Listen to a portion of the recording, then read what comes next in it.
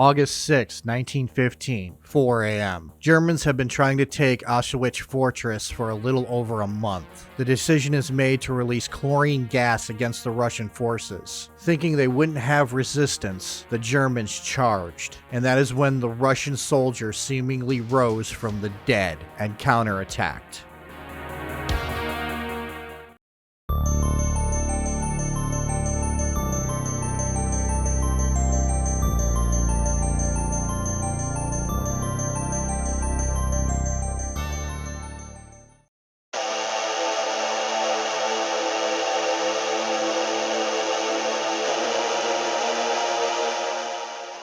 This isn't going to be a full in-depth look at Russia during World War I. For one, it would be overly long and boring, so some cliff notes. Russia, much like in World War II, were on the side of Britain and France, and Germany was the bigger enemy out of the Ottoman, Austrian-Hungarian, and German empires. Tsar Nicholas II was not popular, but the Russian forces were somewhat loyal to him. But the Russian Empire was outgunned and poorly equipped to handle German forces. While the Western Front was a stalemate due to trench warfare, the Eastern Front was a bloodbath, and Russia was badly losing. They were constantly on the retreat and German forces were pushing into Poland, which at the time was a part of the Russian Empire. To protect Poland, fortresses were constructed all in strategic places. These were built a lot earlier because Russian leadership wanted to protect its empire from Germany, even though for the longest time the German Kaiser and the Russian Tsars were friendly. Like I said, World War I is complicated. With all the treaties and alliances, it's just brain-numbing.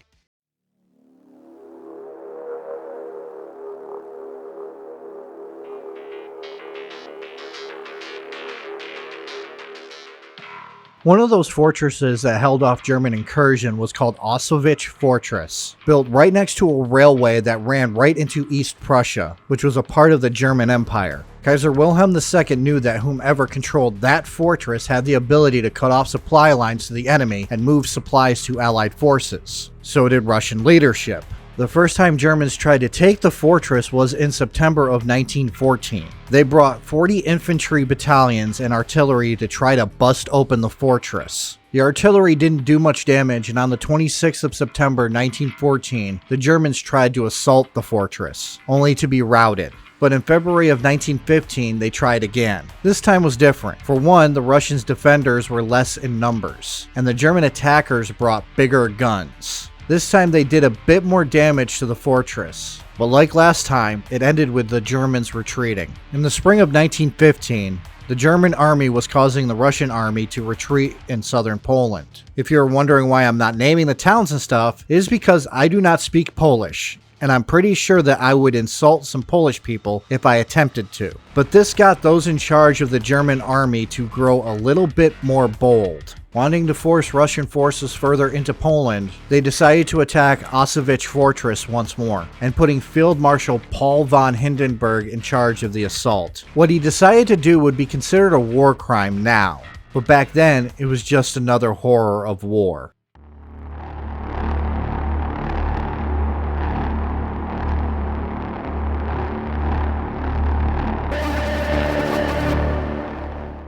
Osowiec Fortress was manned by 500 soldiers and 700 militia, and they were grossly outnumbered by the Germans' 14th Infantry Battalion, which totaled roughly 8,000 men. Again, they dug into defensive positions while the German infantry did the same, creating as small a targets as they could for the Germans to attack. The battle commenced with the German line bombarding the fortress with gunfire and blasts from heavy artillery. The Russians fought, though their leadership was a junior officer named Vladimir Kotlinski. He was a second lieutenant when Hindenburg assaulted the fortress. Hindenburg did know that he had his work still cut out for him. Osowiec Fortress hadn't been taken before because a full-out assault was nearly impossible, mostly because of the plenty of machine guns and ammunition to turn the tide in the favor of the small Russian forces. Though the German forces grossly outnumbered the Russian forces were determined to hold off the attack for as long as they could.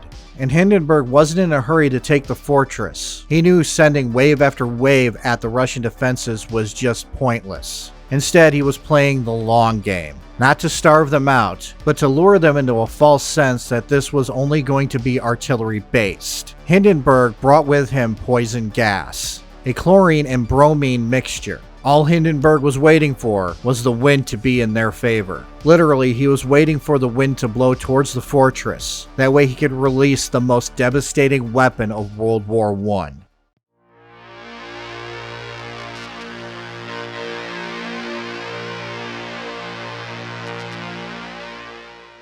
Really quickly, let's talk about what this gas does. I am not going to go into the graphic nature, but it is horrifying. Bromine tends to irritate the lungs, chemically burning them. Chlorine, though, mixing with water, is devastating. For one, it turns into hydrochloric acid, which eats away at the soft tissue and organs. So with humans having a lot of water in them, and the air filled with moisture, well, you can tell what would happen. Use your imagination. This video might already be demonetized, but I don't want this to becoming an age-restricted video too. On 4 a.m. on August 6th, canisters of this mix were lined up in no man's land. With an artillery bombardment masking what the Germans were doing, the canisters were opened, and a thick, green smoke filled the air. Grass and leaves turned black and yellow. Birds and insects fell from the sky, and the smoke creeped closer and closer to the Russian line. Because of the nature of the bombardments for the last month, most Russian defenders were asleep. They heard the bombardment,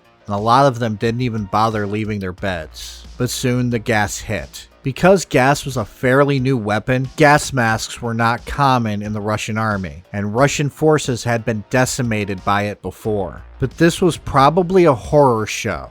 Germans waited, probably hearing the sounds of gurgling from those choking on their own blood and coughing up pieces of their lungs. Those Russian defenders who were positioned closer to the deadly cloud were no match, and those defenders who were farther away listened to their comrades' screams and chokes, screaming in pain as their eyes and flesh burned from the hydrochloric acid created by the mixture, struggling to breathe as the gas entered their lungs, dissolving them. The chlorine rusted the Russian artillery, and as the smoke cleared, there was dead silence. So Hindenburg sent 7,000 men to end the suffering of those still alive. As the German army marched forwards, they witnessed the dead laying in the trenches, contorted in horrifying poses as they died. It seemed like a German victory, but they were wrong.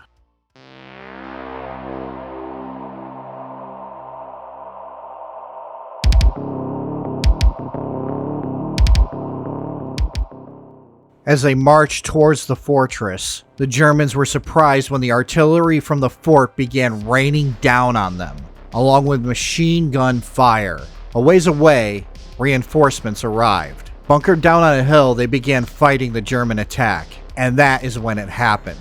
The German soldiers saw them rising out of the trenches, faces covered in cloth and shirts, wetted by water or urine to try to keep the gas from entering their lungs. Shambling, choking, and gargling, spitting up blood, spitting up pieces of their own body, tears of blood running out of reddened eyes, some falling and crawling, some dragging themselves into the attack. 100 survivors, those who were the furthest away from the battle, led by Kotlinski, coughing and choking and dying.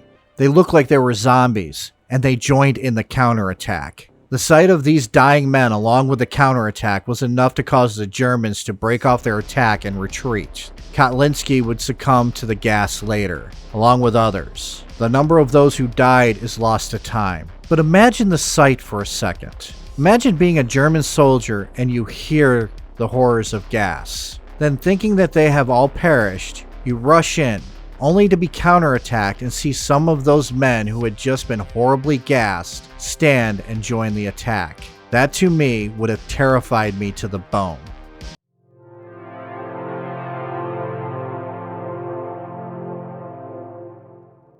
Osowiec Fortress would never be taken by the German army by force. The Russians had abandoned it because the Germans had encircled it. They demolished the fort. But later, before World War II, the Polish government refurbished the fortress for their own army. And then Germany took it no problem when they invaded Poland.